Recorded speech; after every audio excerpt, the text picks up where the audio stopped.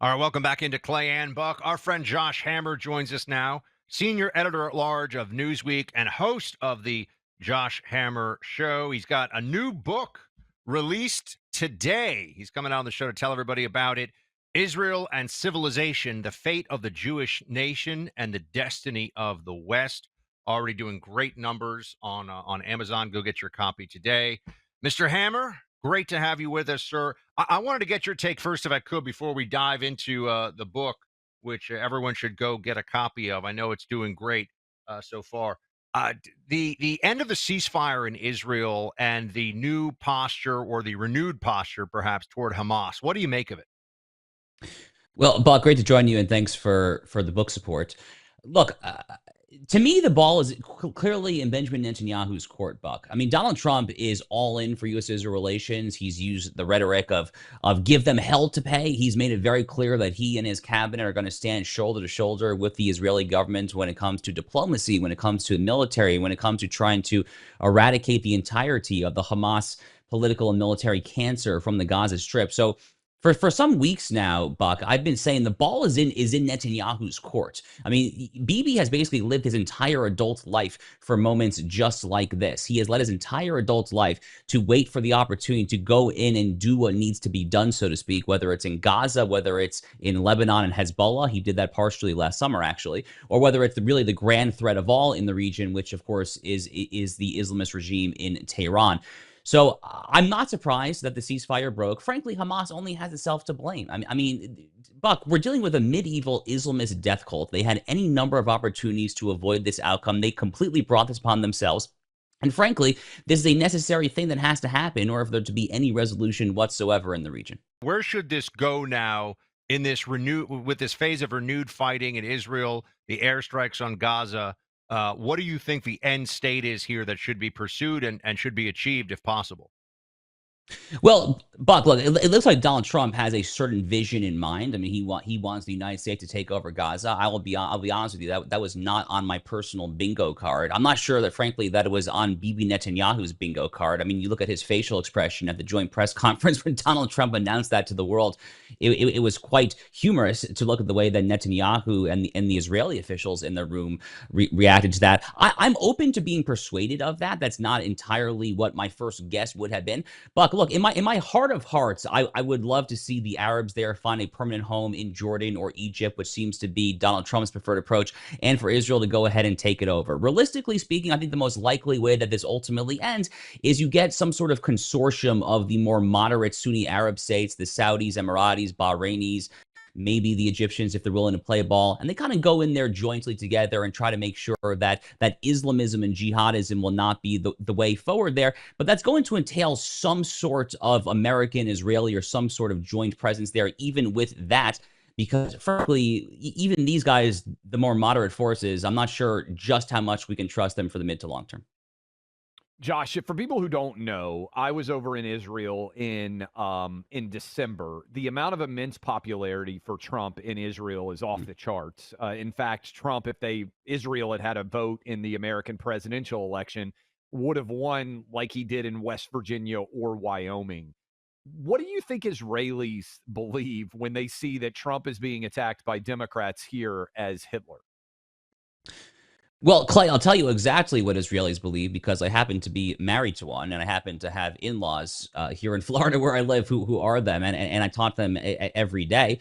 The Israeli people are about the Trumpiest people in basically in the entire world. I'm not sure if there's a single foreign country where Trump has a higher approval rating than the state of Israel for very clear and compelling reasons, which is that Donald Trump is the most pro-Israel. Frankly, he's the most pro-Jewish president in American history there. And, this is something of an issue that I think a lot of people here, even on the right, don't fully understand is how can American Jews vote disproportionately so much for the Democratic Party while Israeli Jews are so supportive of the Republican person in this case? That would be Donald Trump. I actually talk about that quite a bit in the book Israel and Civilization. It's maybe a longer and more complicated conversation there, but the Israeli people in general are emphatically pro-Trump. They even named a town after him, Clay. There's literally a town in the Golan Heights called Trump Heights. Ramat Trump would be the Hebrew word. I know it because I've been there. I actually drove by, got out of the car, took a selfie on the side of the road there with the road sign Ramat Trump. So they're all in. They're all in for President Trump there, and as they should be, because Donald Trump is deeply supportive of the state of Israel. All right, let's talk about the book, Josh, out today, Israel and Civilization, The Fate of the Jewish Nation and the Destiny of the West by Josh Hammer. What do people need to know, and why should they pick up their copy? So, Buck, the book Israel and Civilization, both fortunately and unfortunately, I think could not possibly be timelier. I'm a little biased, but I happen to think that it is very timely. On the one hand, Buck, you have the woke left, which is obviously a horrific, cancerous actor. But there is an increasing portion, even of people on the nominal rights, not a loud portion, but there are some people that are really calling for the U.S. to abandon Israel. And frankly, I think deep down in these people's hearts, what they really want to do is ultimately to convince American Christians to just leave the Jewish state and leave the Jewish people behind. So I took it upon myself to write this book, basically calling for Jews and Christians alike to lock arms and stand shoulder to shoulder like never before, and to fall in love with the biblical inheritance again, because it actually is that ecumenical biblical inheritance that frankly founded this country going back in 1776.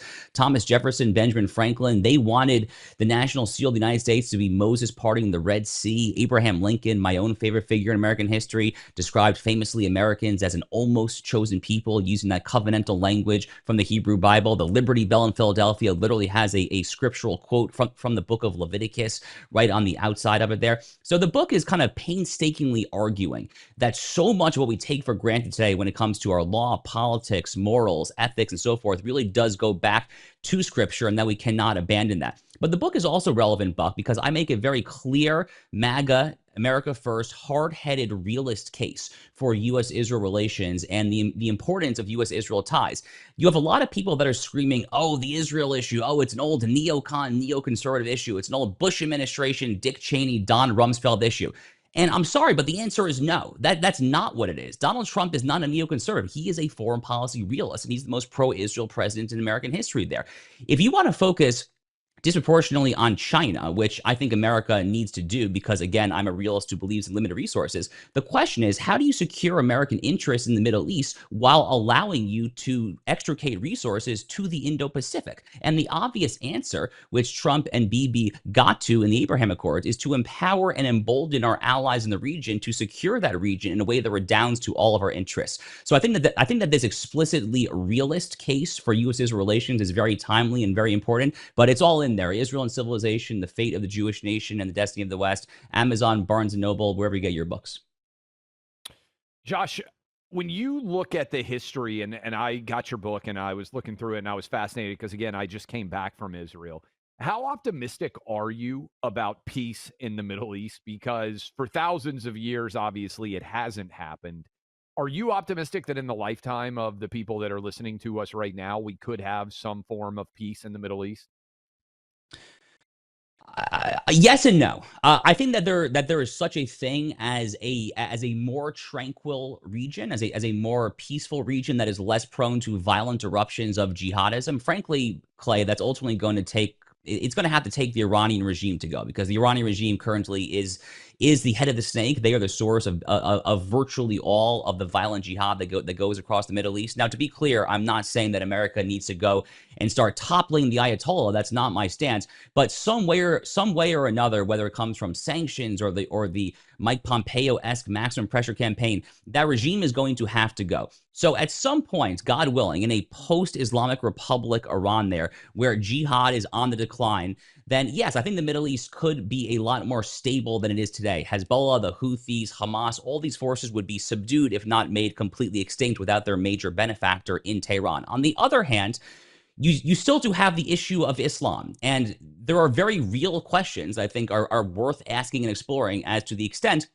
to which Islam will ever itself, even any more moderate form, ever be comfortable fully with a Jewish state there in the heart of the Middle East. And I don't really fully know the answer to that, but I do think that after Iran goes, and God willing, it'll be at some point, again, not that the U.S. has to topple them, but at some point that regime is going to have to go. At some point, Clay, after that, I think things will definitely be better, if not fully solved.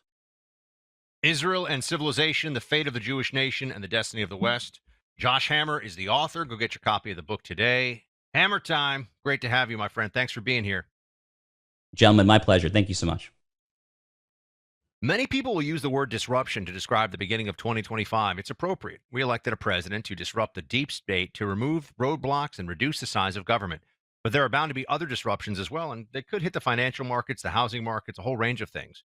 So I invited somebody with great experience covering the financial markets, somebody with a great track record for predictions in this space, to talk to me in a videotaped interview that we've posted online. While I might have helped to organize the online video event, it was my dad, Mason Sexton Sr., that made the predictions possible about these disruptions ahead. This is my father's area of expertise, the financial markets and how they affect everyday Americans. I think you'll find it most beneficial. My dad has made his living researching and predicting the stock market for decades. And when he is right in a big way. To his credit, my dad created a name for himself back in the day on Wall Street when he called the crash of '87 in advance on television. Still can see the videos of it. You can still see his prediction, by the way, his forecast for the future that affects you and your finances now at this website, disruption2025.com. Video is free for you to watch, and it is worth the time to check it out. Go check this out today, disruption2025.com, paid for by Paradigm Press.